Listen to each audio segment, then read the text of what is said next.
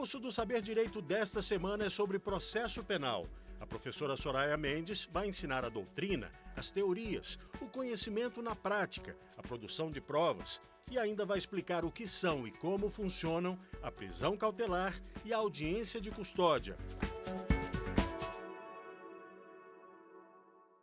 Olá, eu sou a professora Soraya Mendes e nós estamos iniciando um curso na área do Direito Processual Penal sobre epistemologias e processo penal. Nós vamos ter 5 aulas ao longo dessa semana.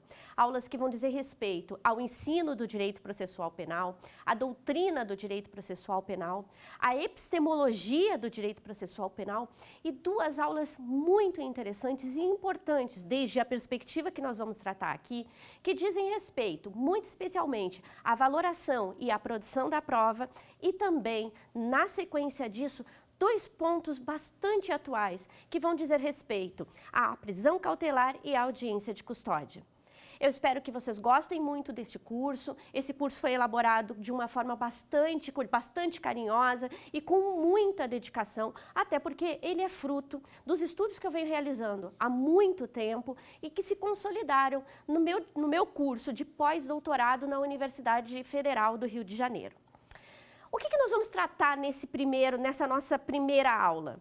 Nessa nossa primeira aula, nós vamos tratar especificamente a respeito do ensino do processo penal. Só que eu vou tratar desde uma perspectiva feminista. Talvez seja bem difícil para que algumas pessoas compreendam o que significa realmente uma perspectiva feminista.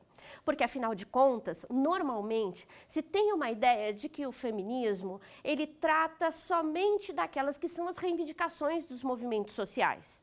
Ou seja, dos movimentos de mulheres feministas que estão às ruas reivindicando a liberdade e a autonomia do próprio corpo, desde muito tempo atrás, no início do século passado, reivindicando também o direito ao voto, que foi um dos direitos fundamentais e iniciais a constituírem essa base de direitos que as mulheres foram às ruas reivindicar. E que, na realidade, acaba, de alguma forma, se centrando dentro dessa perspectiva. Pois eu queria dizer a vocês que, na verdade, o que a gente vai fazer aqui é uma análise científica a respeito do processo penal desde uma perspectiva teórica e, portanto, de ciência do feminismo. Ao lado dessa perspectiva de que o feminismo é um movimento social, o feminismo também é uma teoria crítica. Nossa, que difícil isso. Como assim? O feminismo é uma teoria crítica? Na realidade, tem uma designação que eu gosto bastante, que vem de uma escritora, de uma cientista política espanhola, chamada Célia Amorós, que diz que o feminismo, desde uma perspectiva teórica, ele é o grilo falante das demais ciências. Nossa, que estranho isso. Como assim o grilo falante? Na verdade, não sei se vocês lembram daquela fábula do Pinóquio. Todas as vezes que o Pinóquio mentia, o grilo falante vinha no ouvido dele e dizia: olha, você está mentindo, olha, não está certo o que está acontecendo. Eu não vou aqui tratar a respeito daquilo que possa ser ou não verdadeiro naquelas diferentes perspectivas epistemológicas com as quais nós vamos tratar. Mas eu vou dizer a vocês, de uma forma bastante direta, que o feminismo, enquanto teoria crítica, ele busca apontar, sim, aquelas que são as lacunas que existem em relação aos estudos que são realizados nas mais diversas áreas e que acabam deixando de considerar aspectos fundamentais que dizem respeito às mulheres. Ora, nesse sentido, nós conseguimos identificar, e o convite que eu vou fazer a todos e todas aqui é que nós estejamos juntas, até o final do curso, desde essa primeira aula até a última, o que nós vamos identificar no nosso campo específico do processo penal é que nós temos ainda muito o que avançar no que diz respeito àquelas que são as questões mais específicas das mulheres. Ô, professora, que coisa difícil essa. Que história é essa de trabalhar com processo penal e com feminismo? Afinal de contas, o que você está pensando? Você está pensando em prazo feminista? Competência feminista? Distribuição feminista? Obviamente que não. Não é isso. Porque aquela proposição que é feita aqui para esse curso é a proposição que diz respeito à epistemologia, algo que está muito mais aprofundado, algo que está na raiz daquelas que são as formas a partir das quais a gente compreende todo o sistema de justiça criminal e, muito especialmente, dentro do sistema de justiça criminal, aquelas que são as questões que falam diretamente do processo como um instrumento do sistema de justiça criminal. Eu quero dizer para vocês e falar de uma historinha. Uma das questões bem interessantes a respeito da forma como se produz conhecimento desde uma perspectiva feminista é que nós, feministas, somos muito boas em contar histórias. Não só histórias como essa que eu acabei utilizando aqui como uma metáfora, que foi a do grilo falante lá da fábula do Pinóquio. Mas porque, na realidade, nós contamos histórias que são as histórias reais das mulheres. A ideia feminista de produção de conhecimento, a perspectiva feminista de produção de conhecimento, ela parte das experiências concretas das mulheres. Todas nós temos experiências em relação a tudo na vida. Da experiência que diz respeito a como mulheres e mães, com maternidade, da experiência que temos como mulheres no mercado de trabalho. Sejamos nós as trabalhadoras que sejamos, desde a trabalhadora doméstica até a advogada, até a jornalista. E nós temos experiências, sim, dentro do sistema de justiça criminal. E nós temos experiências, sim, dentro da academia. E nós temos experiências, sim, também como atrizes do sistema de justiça criminal. Como essa aula é uma aula muito dedicada ao ensino do direito processual penal, eu quero destacar duas histórias que são absolutamente importantes para que a gente consiga entender onde estão ou onde não estão as mulheres dentro de todo esse contexto do ensino do processo penal. Primeiro, eu deixei gravado aqui a falta de recursos e de investimento nas mulheres na literatura no início do século XX. Epa, que coisa difícil isso. Deixa eu explicar um pouco melhor. Lá no início do século XX, uma autora conhecida e muito conhecida, que é essa daqui, esse livrinho aqui já é um livrinho bastante antigo, não só a minha edição, uma edição antiga. Esse livro da Virginia Woolf, como eu dizia, escrito lá no início do século XX, ele traz algo que, obviamente, não diz respeito àquilo que nós estamos tratando no processo penal, mas ele diz respeito àquelas que são as dificuldades que as mulheres encaravam do início do século XX e que são muito parecidas com as dificuldades que nós ainda enfrentamos nos dias atuais. Vejam vocês, esse livro ele chama Um Teto Todo Seu, ou Um Quarto Todo Seu. Isso vai depender da tradução. A minha tradução aqui é Um Teto Todo Seu. O que a Virginia Woolf escreveu lá no início do século XX, portanto, em 1928, depois com essa publicação, com a publicação desse livro em 1929? Ela fez uma série de palestras naquelas que eram as faculdades onde as mulheres podiam estudar. Porque nós sabemos que no início do século e, enfim, durante muito tempo, e infelizmente em alguns lugares do mundo, o acesso ao ensino ele era absolutamente restrito às mulheres. Então, a Virginia Woolf ela realizou uma série de palestras para mulheres da literatura. E nessas palestras, para estas estudantes, ela dizia o seguinte: o que falta para nós, para que nós possamos ser escritoras na mesma condição de igualdade e de reconhecimento que os homens escritores também têm? Ela falava que, essencialmente, faltavam recursos e investimentos financeiros nessas mulheres. E com isso, melhor dizendo, ela consolidou a ideia de que faltava para as mulheres um lugar onde produzir conhecimento. faltava um quarto.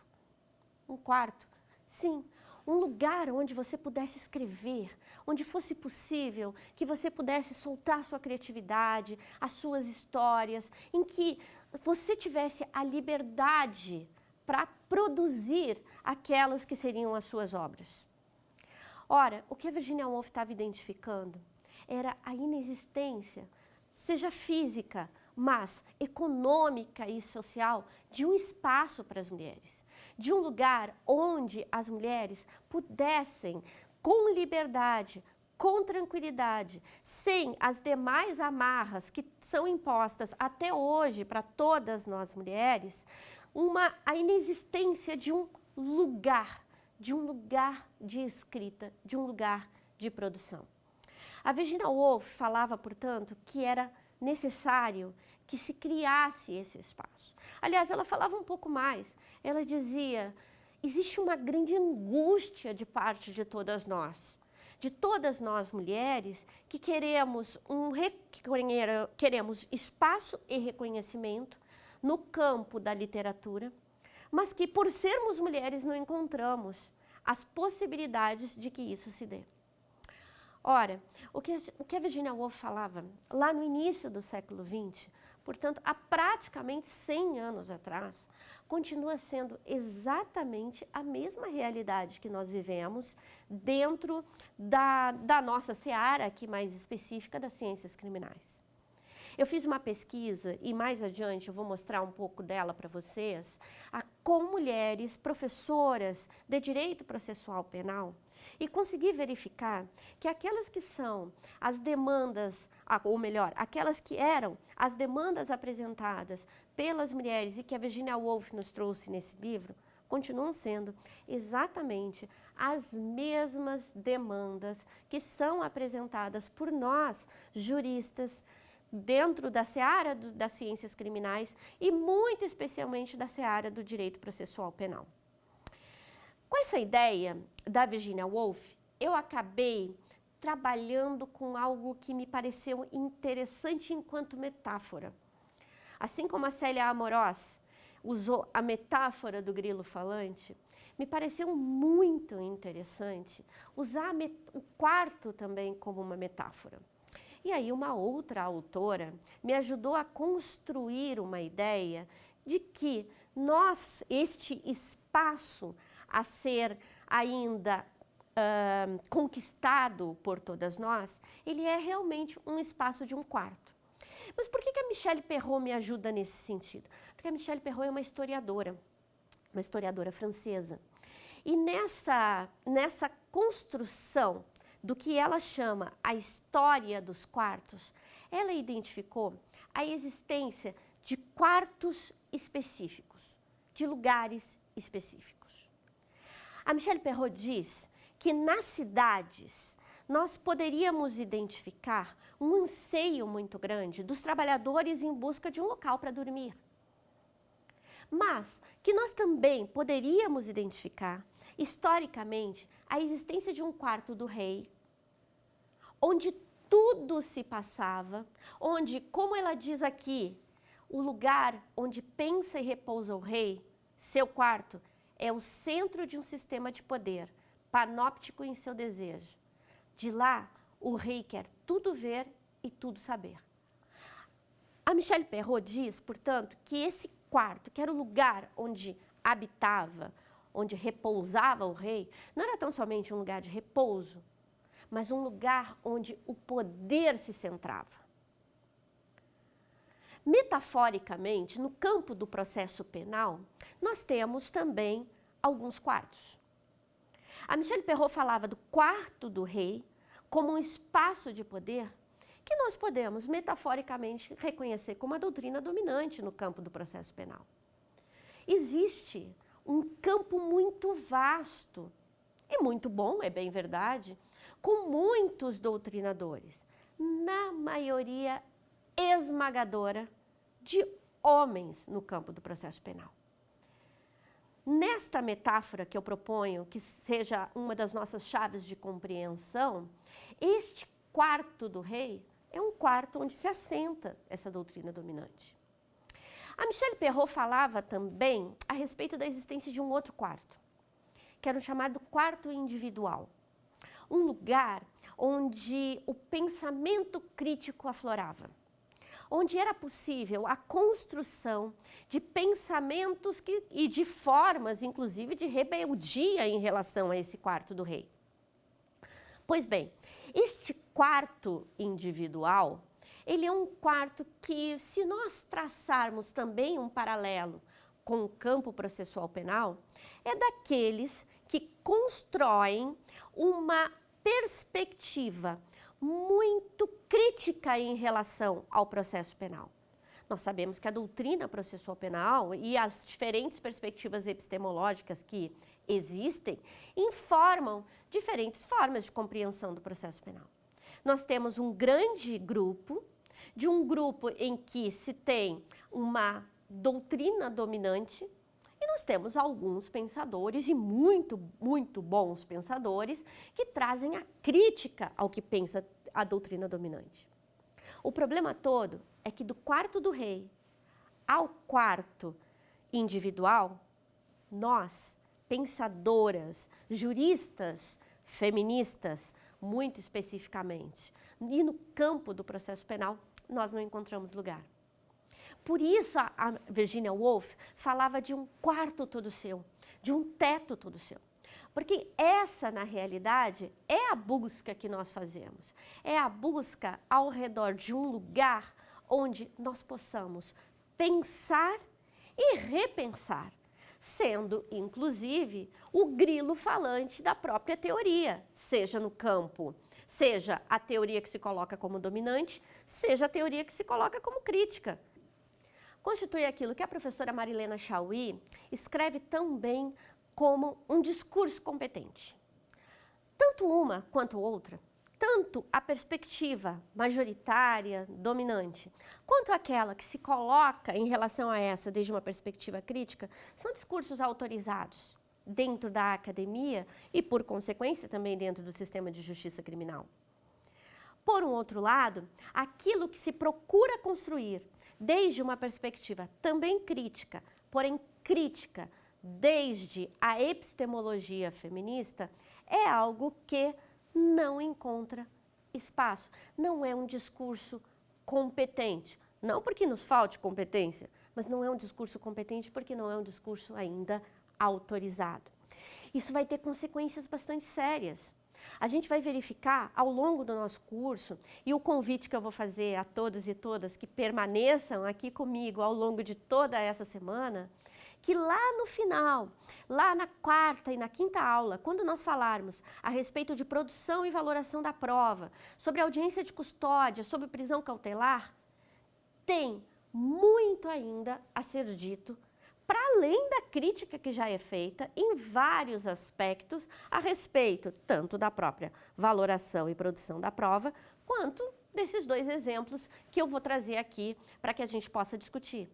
Tem muito a ser dito, porque tem muito a ser pensado a respeito de várias questões que dizem com o fato de mulheres terem experiências, que são experiências diversas, sim, dentro do sistema de justiça criminal, onde o processo é um instrumento, sim, de opressão. Eu quero, a partir de agora, falar a respeito da invisibilidade das mulheres no campo do processo penal. Mas eu acho que é bastante interessante que a gente já teste um pouquinho aqueles que são os conhecimentos, para ver se você realmente está prestando atenção naquilo que eu estou falando aqui. Então, acho que nós vamos chamar um quiz para fazer um teste aí rápido a respeito daquilo que a gente já falou nesses primeiros minutos.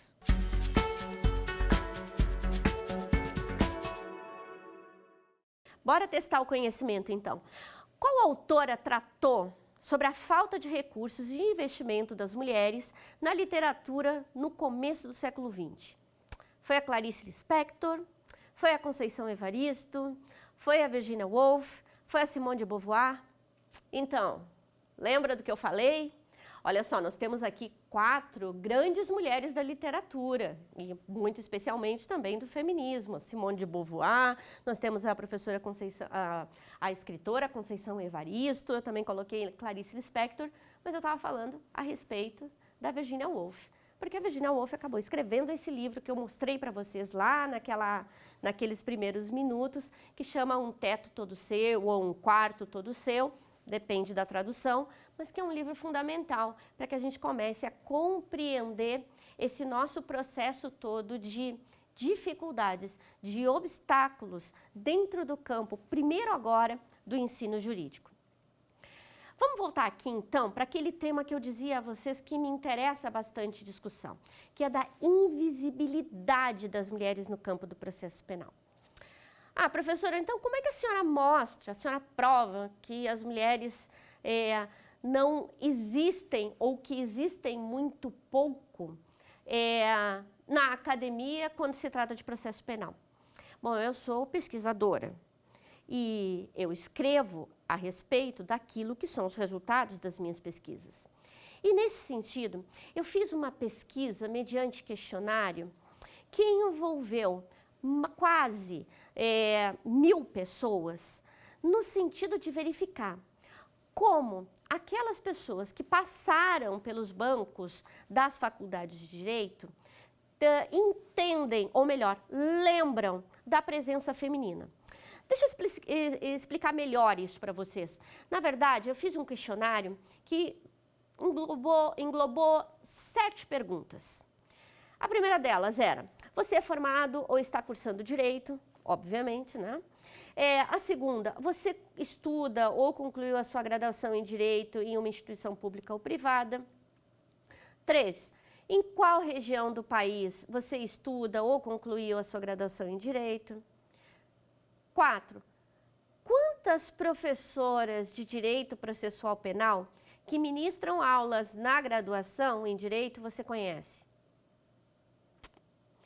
5: quantas professoras de Direito Penal fazem ou fizeram parte da sua formação na graduação em Direito? 6: alguma vez, durante o curso de Direito, você recebeu a indicação de leitura de algum texto ou livro escrito por uma mulher processualista penal? E 7: quais autoras, doutrinadoras, você conhece no campo do processo penal brasileiro?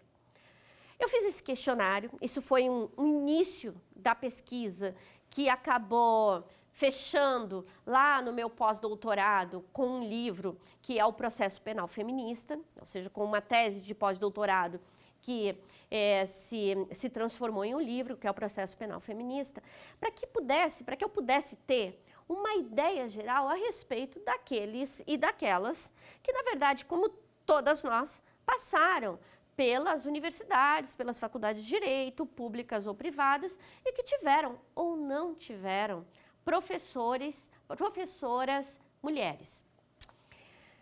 O resultado não poderia ser mais espantoso, porque eu tenho aqui um gráfico que vai mostrar, primeiro, quantas professoras de Direito Processual Penal, ao longo da graduação, aqueles e aquelas que foram questionados e questionadas conhecem. Para vocês terem uma ideia, o que nós acabamos verificando, que eu verifiquei nessa pesquisa realizada, é que 33% daqueles e daquelas que foram entrevistados não conheciam mais do que 3 professoras no campo do direito processual penal.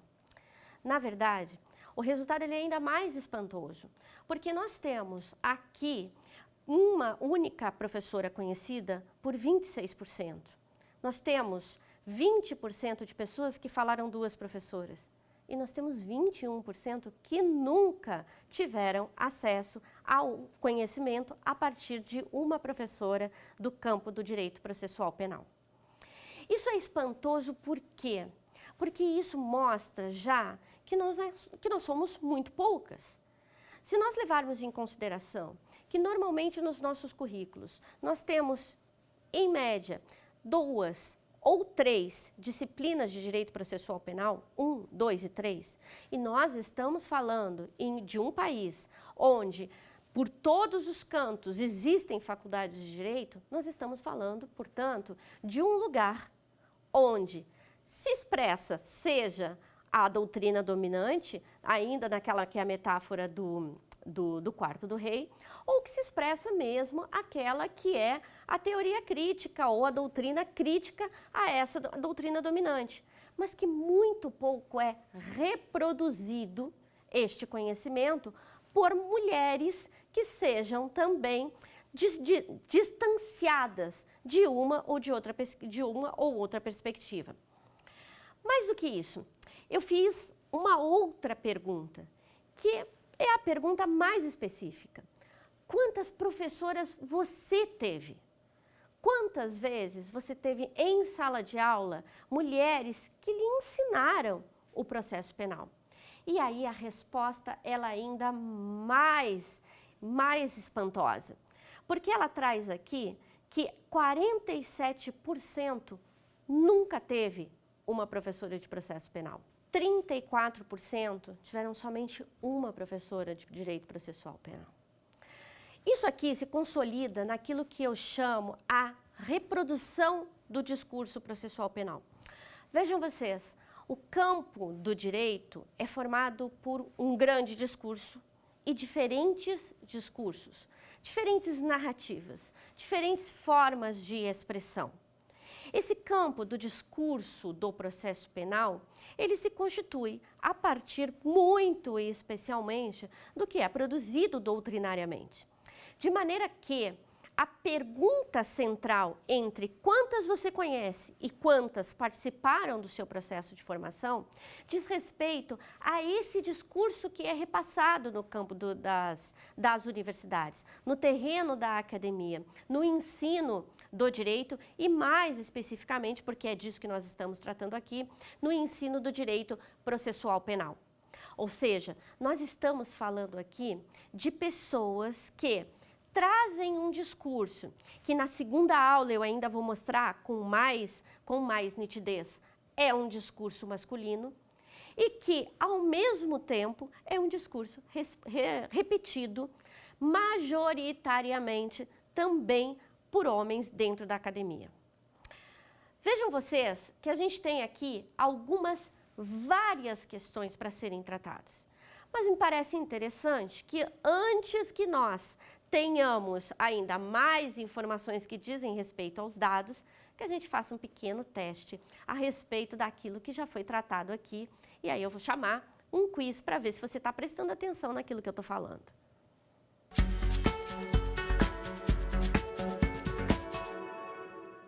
Vamos lá. A metáfora dos quartos toma como uma de suas referências a construção histórica do quarto. A, do rei. B, dos trabalhadores. C, dos donos de indústrias. D, dos professores. E aí? Lembrou daquilo que eu estava falando?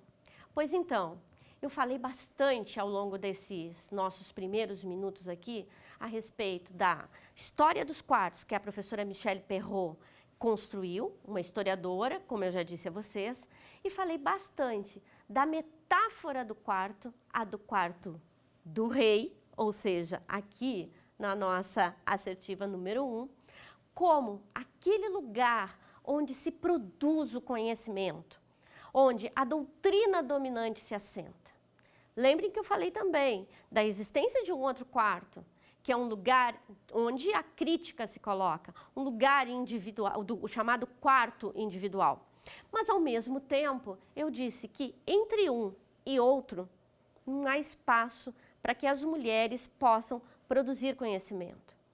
Na verdade, eu acabei usando e escrevendo a respeito dessa metáfora dos quartos, ainda seguindo nesta lógica, dizendo que as mulheres, quando reivindicam um espaço para a produção de conhecimento, reivindicam um espaço que seria esse espaço do quarto, que não é só uma escrivaninha em algum lugar, mas é decidir, muito especialmente, onde esse quarto estará, quais são as tintas que vão pintar as suas paredes e, muito especialmente, que a porta desse quarto seja sempre uma porta aberta para a rua. Por quê? Porque, como eu dizia lá no começo dessa nossa aula, o feminismo, ele trabalha com as duas perspectivas. Aquela perspectiva do movimento social, de reivindicação de direitos, e a perspectiva teórica de construção de epistemologias e metodologias que façam com que nós consigamos apontar onde estão as lacunas que fazem com que temas que sejam temas muito importantes para as mulheres acabem sendo colocados de lado ou acabem sendo muitas vezes até rechaçados, seja por aqueles que habitam o quarto do rei, seja por aqueles que habitam o quarto individual. Quer um exemplo disso? Algo que a gente precisa conversar um pouco mais?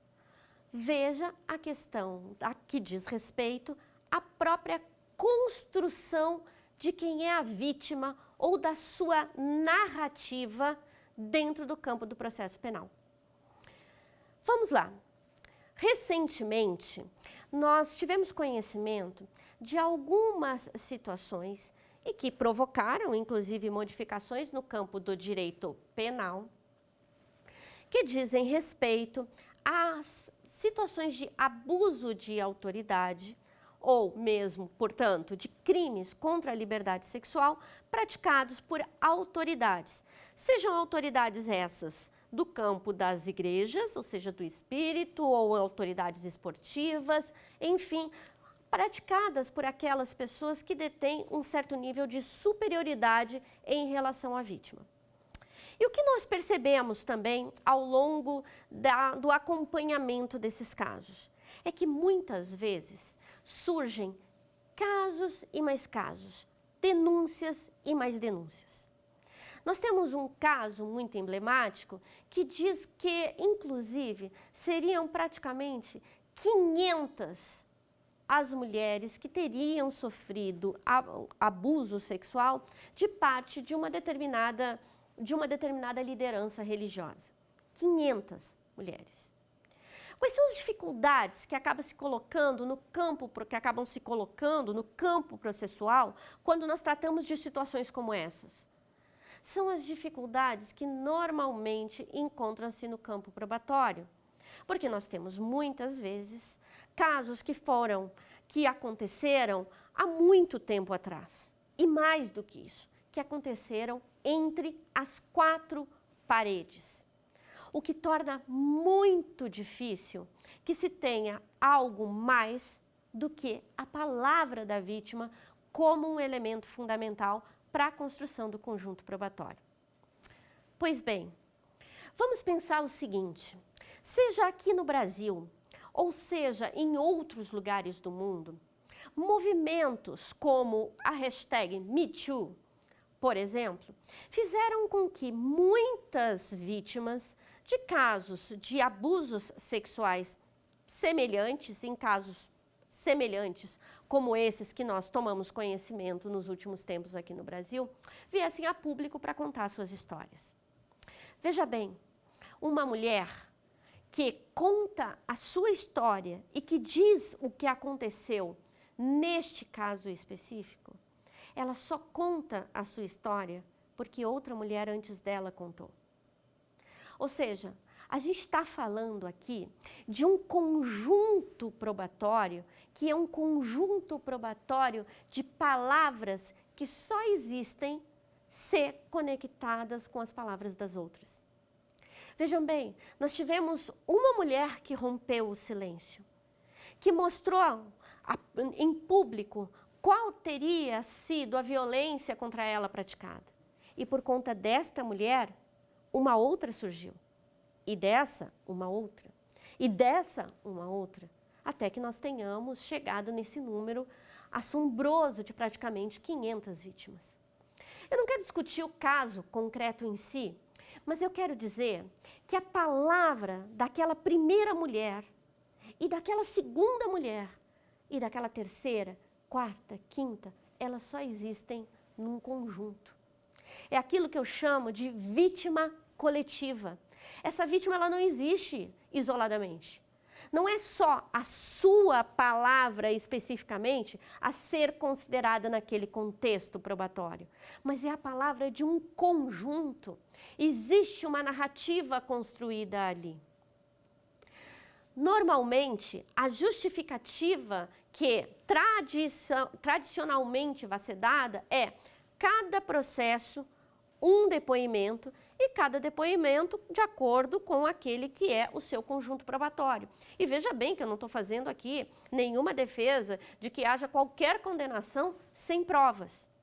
Mas o que eu estou querendo dizer a vocês, e estou reafirmando um convite para que nós estejamos juntos e juntas nas nossas próximas aulas, é que esse é um espaço onde nós precisamos pensar a partir de uma perspectiva que é a perspectiva de construção destas narrativas de uma forma conjunta. Normalmente, o que a doutrina traz é uma valorização da palavra da vítima, mas sempre uma valorização da palavra da vítima com um certo nível de desconfiança. Ou seja, a palavra da vítima, ela tem a sua validade, desde que ela esteja, obviamente, corroborada por um outro conjunto probatório, mas esse corroborado por um outro conjunto probatório é aquilo que, em termos criminológicos, nós já conseguimos comprovar que significa, na verdade, uma avaliação a respeito daquela que é a fidelidade ou não da palavra dessa vítima.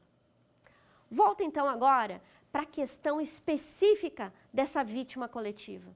Aqui nós estamos falando de uma não, duas não, 3 não, 4 não, 10 não, 20 não, 100 não, 200 não. Nós estamos falando de um conjunto de centenas de mulheres. De centenas de mulheres que só chegaram a trazer as suas histórias a partir do momento que uma outra trouxe. Isso tem de ter um valor processual. Isso é um conceito de vítima como um coletivo, como uma construção que é absolutamente fundamental. Mas para isso a gente precisa quebrar alguns daqueles que são os dogmas dominantes no campo do processo penal. Sigo agora com vocês aqui para falar também a respeito daquelas que são as respostas que as mulheres apresentaram no campo do direito processual penal e do ensino do direito processual penal a respeito dos obstáculos, para poder pensar de outra forma, para poder pensar fora da caixinha. Eu destaquei aqui só 2 respostas mais objetivas que foram apresentadas por professoras, agora já num campo de pesquisa que fiz com professoras de direito processual penal, para saber exatamente quais seriam aqueles obstáculos, aquelas dificuldades de estar nesse campo. E uma delas vai dizer o seguinte, na pergunta que eu fiz, existem obstáculos para ser professora de direito processual penal? Uma delas vai dizer, muito mais obstáculos. Com toda a carga de trabalho doméstico sobre a mulher, que acumula além dela também a carga profissional, fica quase impossível levar adiante a pesquisa, escrita e publicação dos trabalhos. E aí ela diz, falo por experiência própria. Outra professora respondeu, temos mais dificuldades de receber financiamento. Olha a Virginia Woolf falando aqui, há 100 anos atrás, e esta professora que responde isso, agora, aqui muito próximo de nós, temos mais dificuldade de receber financiamento, porque acreditam que não vamos ter a pesquisa como prioridade, ou que temos menos credibilidade para falar sobre o sistema penal. Vejam vocês que para poder pensar em perspectivas teóricas que dizem respeito à prova, a quem seja a vítima e ao valor desta palavra da vítima, é preciso que exista financiamento, é preciso que exista credibilidade, é preciso que exista reconhecimento do trabalho.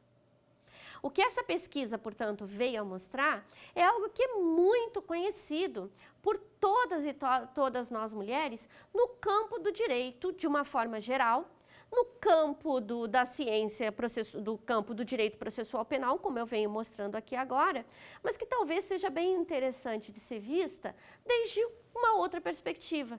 Eu estou falando aqui, muitas vezes, das mulheres que são as mulheres professoras de direito processual penal, mas eu fiz um recorte, que é um recorte bem interessante, de uma entrevista dada pela desembargadora Maria Estela Souto, primeira desembargadora do Tribunal de Justiça do Rio de Janeiro, em que ela contava o que tinha sido ou o que foi o processo para o qual ela teve de se submeter para que chegasse a ser a primeira desembargadora no Rio de Janeiro.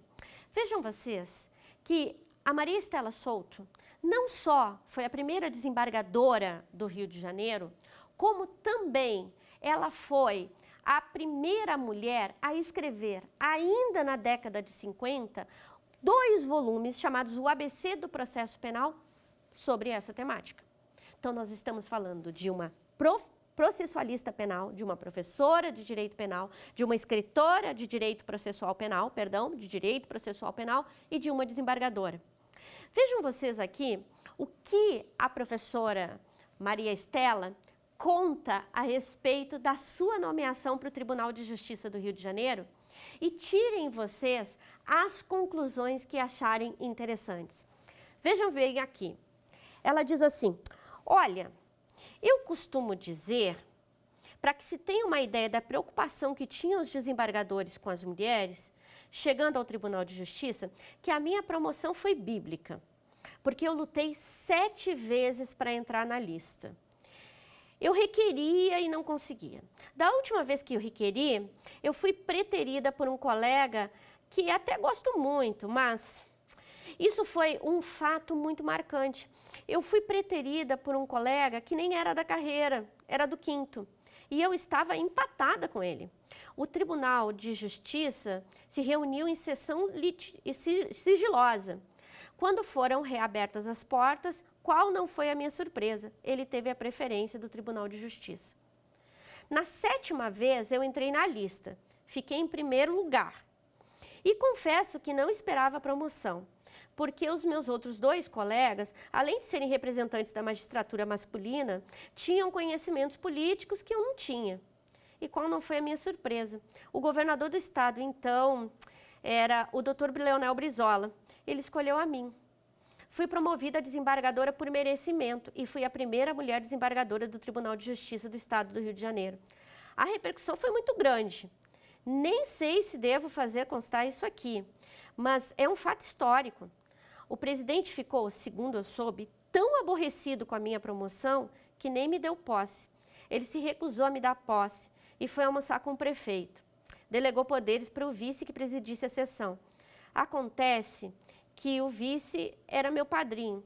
Então, eu tive, na última hora, de escolher um outro padrinho para tomar posse.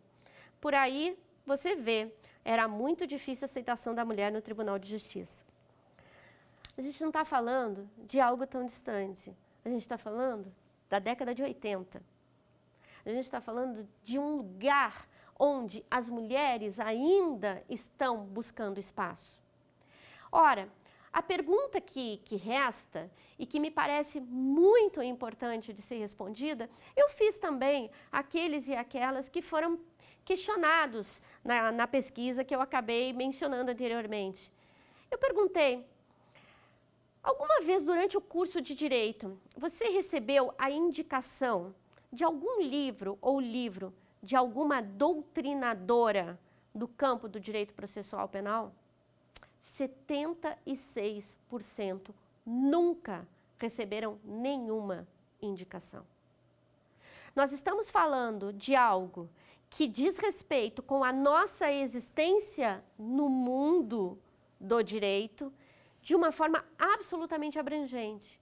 Mas nós estamos falando aqui, de forma muito específica no campo do direito processual penal, de um cerceamento de discurso, ou de obstáculos para que esse discurso se desenvolva. O que, metaforicamente, nós podemos compreender é a existência, no campo do direito processual penal, de dificuldades que se colocam para as mulheres, inclusive para que sejam reconhecidas como produtoras do conhecimento. Nós só conseguimos chegar em meados do século, agora do século XXI, no próprio Supremo Tribunal Federal. Nós chegamos às faculdades de Direito mais para a década de 30 e década de 40 do século passado.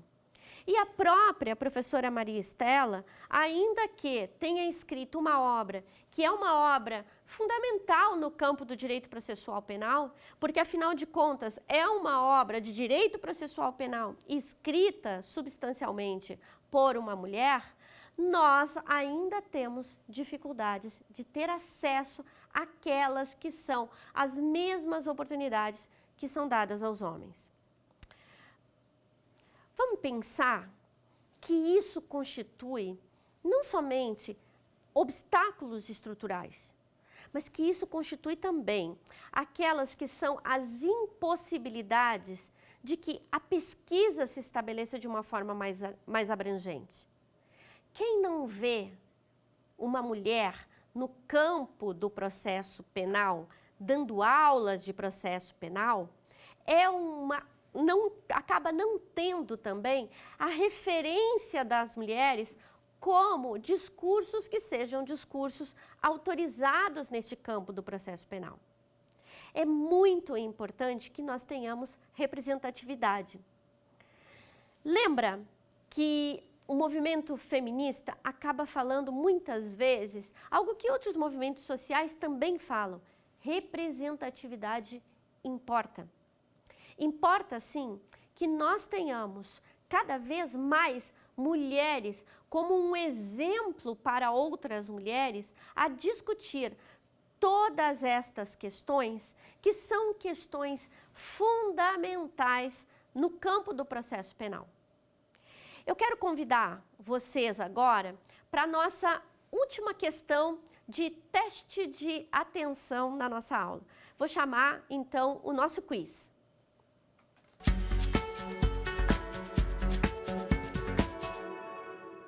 E aí, vamos ver se você prestou atenção naquilo que eu falava. Essa pergunta é aquela pergunta de professor, assim, meio pegadinha, mas vamos lá. O percentual de estudantes que, durante toda a graduação em Direito, nunca receberam a indicação de leitura de algum livro, texto ou livro na área do processo penal que tenha sido escrito por uma jurista do gênero feminino atinge 24%, 38%, 42%, 76%. E aí, tá lembrado?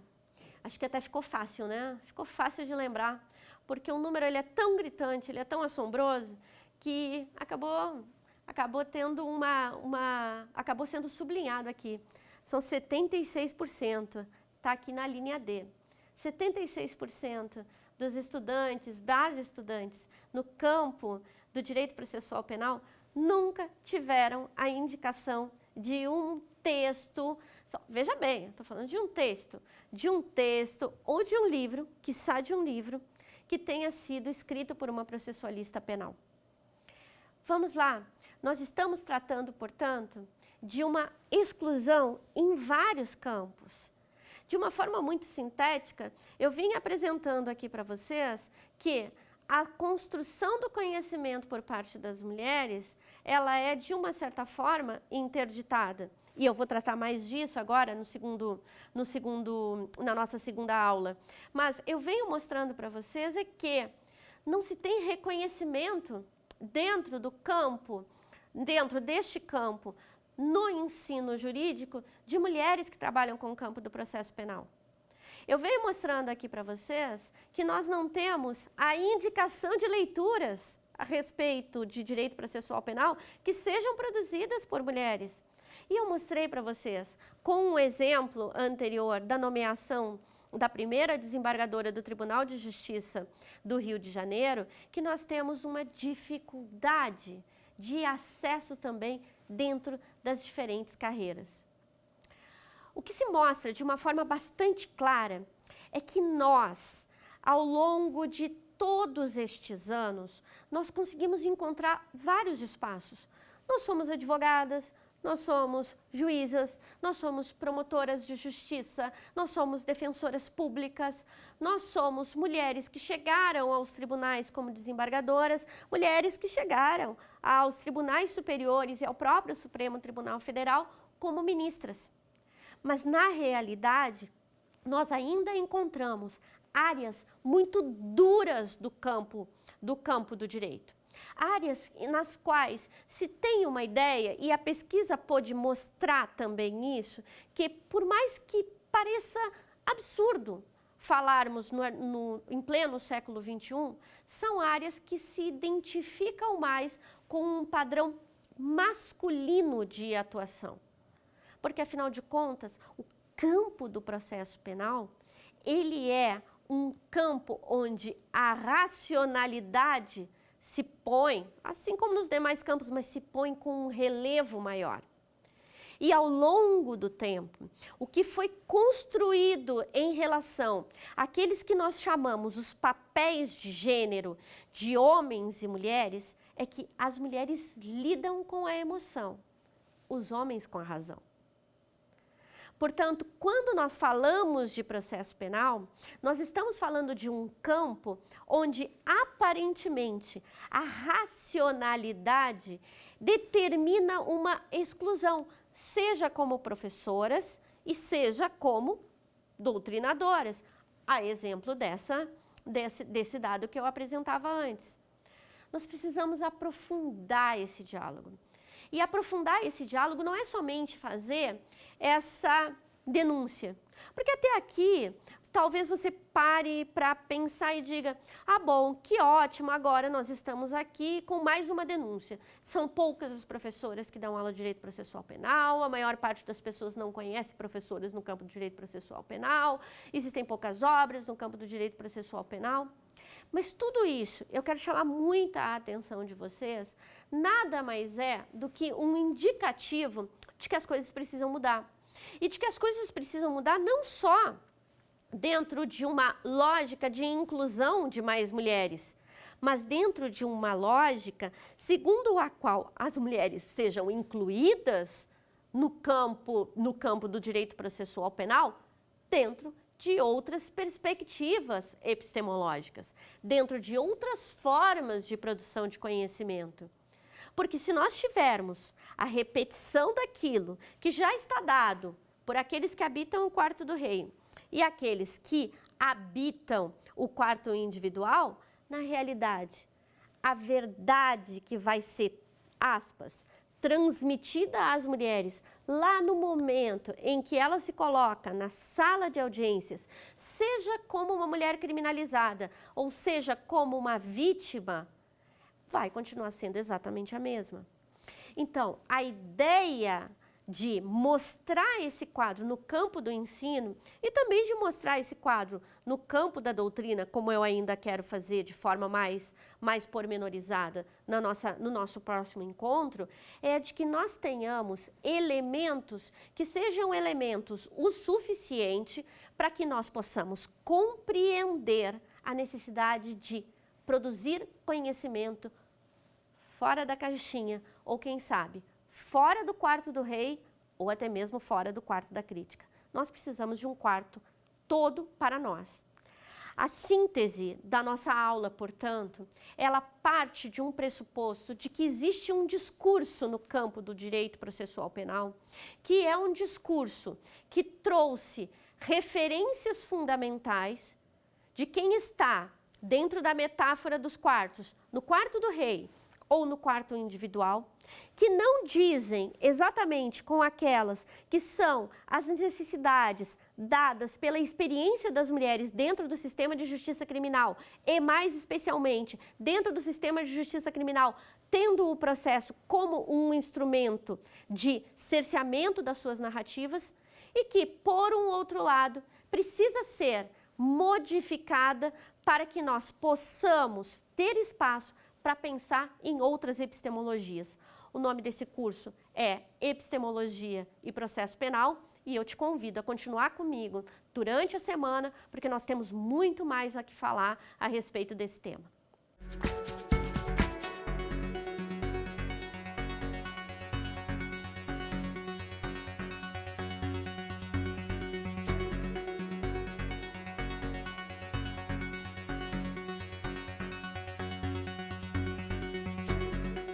Quer dar uma sugestão de tema para os cursos do Saber Direito? Então mande um e-mail para a gente, saberdireito@stf.jus.br, ou entre em contato por WhatsApp. O número é esse que aparece na tela. Você também pode acompanhar as aulas pela internet. Acesse tvjustiça.jus.br ou o nosso canal no YouTube, TV Justiça Oficial.